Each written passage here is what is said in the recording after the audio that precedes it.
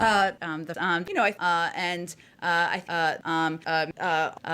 and but Good morning, English Funkers. This is Professor Frank, the coolest motherfunking English teacher on YouTube. Today we are going to talk about speaking, in particular, discourse markers. Let's get into it. What is a discourse marker? Your teacher will tell you the words used to connect or organize what we say. Well, what does that really mean? There are certain words that can actually change the topic of our sentence as we're speaking, or convey knowledge that we already know. Some commonly used discourse markers are you know, so, and like. And if you use them properly in speech, they are perfectly acceptable. However, the problem occurs when we use discourse markers incorrectly in our speech, and you have to correct it.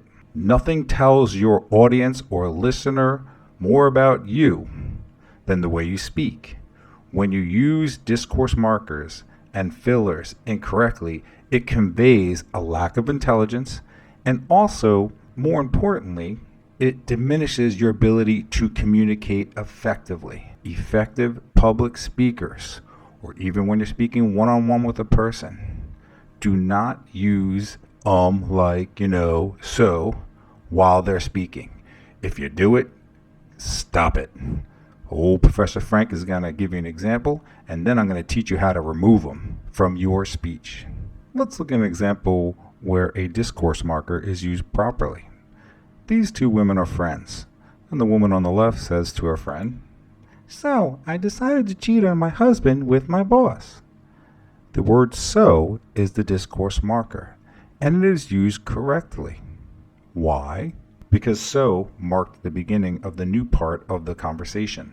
So, not all use of discourse markers is done incorrectly.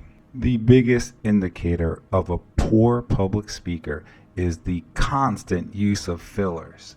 And you know what they are: like. And even the improper use of discourse markers such as you know.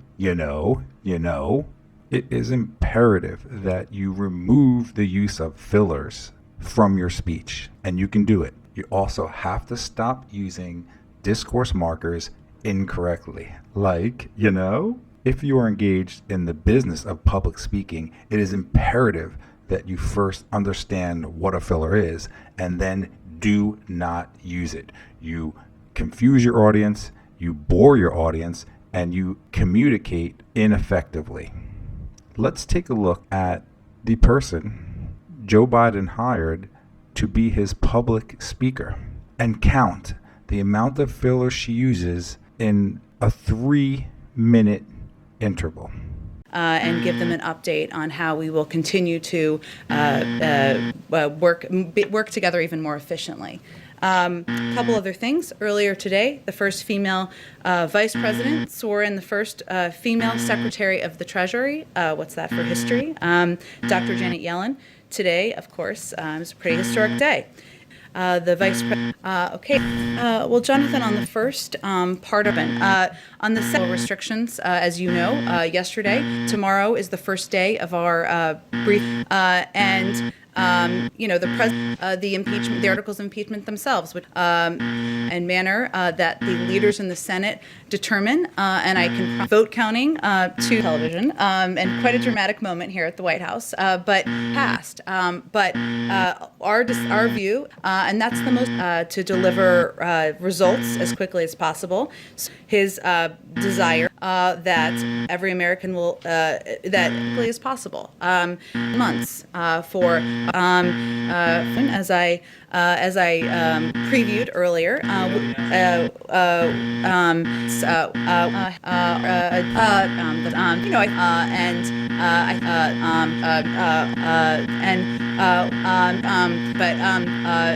because she is using fillers excessively, she is an extremely poor public speaker.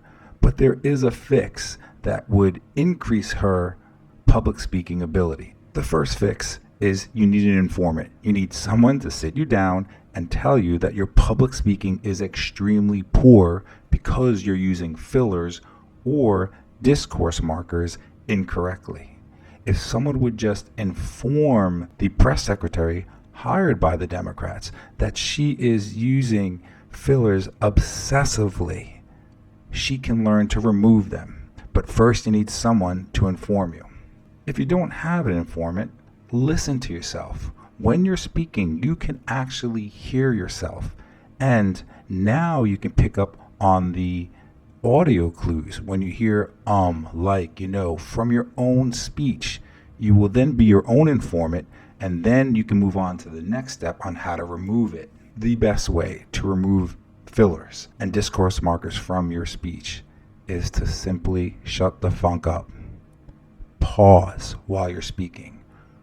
Once you recognize the fact that you're using fillers, then instead of using a filler,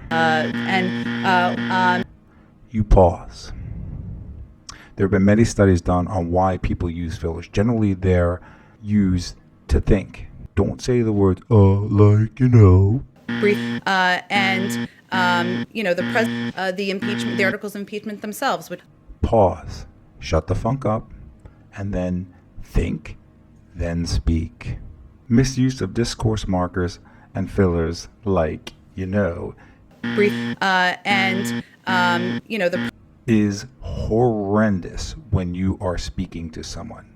If you are hired to speak publicly, you better be sure you are not misusing discourse markers, and fillers before you make that speech. How a person that uses fillers obsessively was hired for the particular role to speak publicly on behalf of our president is astonishing to me. If someone can get this video to her, old Professor Frank can help her become a better public speaker. For Funk English, this is Professor Frank, the coolest motherfunking English teacher on YouTube. What up, little gangsters? Have a good day.